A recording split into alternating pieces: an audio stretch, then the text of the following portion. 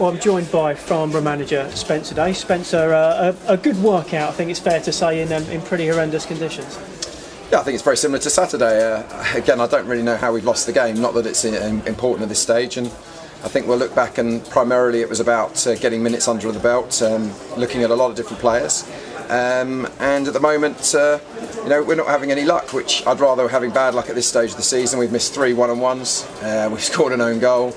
Saturday it was a bit of a fluke that created the space for his first goal, so we'd rather get them out of the way at this stage of the season, but ultimately it's about time in the legs against very good players, and we're very pleased overall.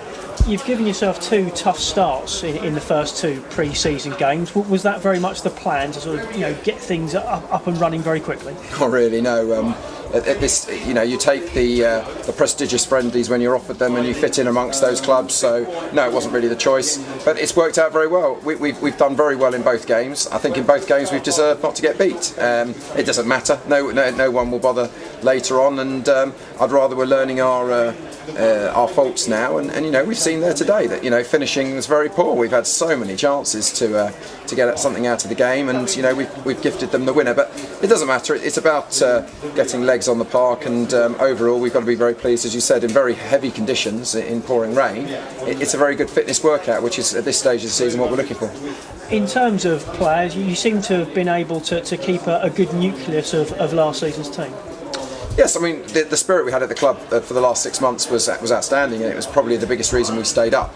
So I certainly didn't see the reason to make wholesale changes. We have a very small budget here, and we've made a couple of high quality signings, and we're looking at a number of other players. And so far I'm very pleased. It's very early days. It's 2.5 weeks in, 2 very difficult games.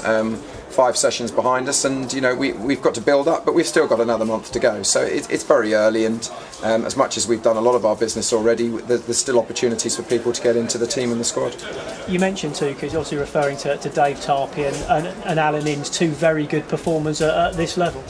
Yeah, I mean, we've made it public. We're thrilled with both of them for slightly different reasons. Obviously, Alan Inns, I wouldn't have expected to have got his quality of player in, but for reasons that's worked out very well for us. And Dave Tarpey, obviously, I've known him before from my previous club, and I think you've seen tonight. I think he got sharper and sharper as the game went on, and he's going to be a fantastic player for us this season. So, as I said, it's important that we have the target set for the future, and that is August the 18th. And for now, it's about trying to mould everybody together and get fitness going. Is it too early to sort of set the team any targets for the upcoming campaign? With budget-wise, we've just got to make sure we stay in the division, and anything above that is fantastic. We don't have sponsor at the club. We don't have a sponsor on the main shirts. We're in a very, very difficult position. That's where we'll start, and we'll go from there. All I'll say is I think we're going to surprise quite a few people this year. I think we've shown in these 2 games already the goals we've scored in both those games. I mean, fantastic goal, our goal. The amount of passes we put into it before a great finish from Marcus Moody. So we'll shock a few people, but we've also got to be very realistic. That's the way we are at the club at the moment, both on and off the pitch, and we know it's going to be very, very difficult. There's going to be some very difficult times ahead, but if we stick together like we did last year, I'm sure we'll be okay. Off the pitch, with regard to facilities, it seems every time I come here, sort of one part of the ground is getting an upgrade, and so it continues. Well, we're not doing it really due to choice. We're doing it because of necessity. I mean, it's well known that we're putting the roof on the stand behind us, which is nearly finished. Otherwise, we would have been in a very financially difficult position with the Football Foundation. So that is coming along very nicely. And other improvements we're doing to the ground very much are to bring in income. They're not cosmetic just for our egos. They are to bring money into the club, which we desperately need. So the kitchen facilities and upgrading toilets, etc. It is to bring in more income into the club, and that's the way this business has got to be run at the moment. One final question, Spencer. You made a press release a couple of weeks ago with regard to sort of bringing in to the police to talk about an alleged or attempted fraud at the club. Can you give us the latest on that? Yes, we're waiting. We have made a formal complaint about an attempted fraud to do with previous management of the club, mainly off the pitch, but also some bits and pieces to do with on the pitch.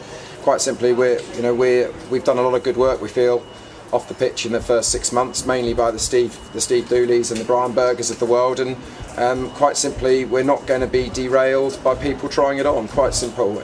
This club is doing its very best to move forward in the right way and build its reputation again.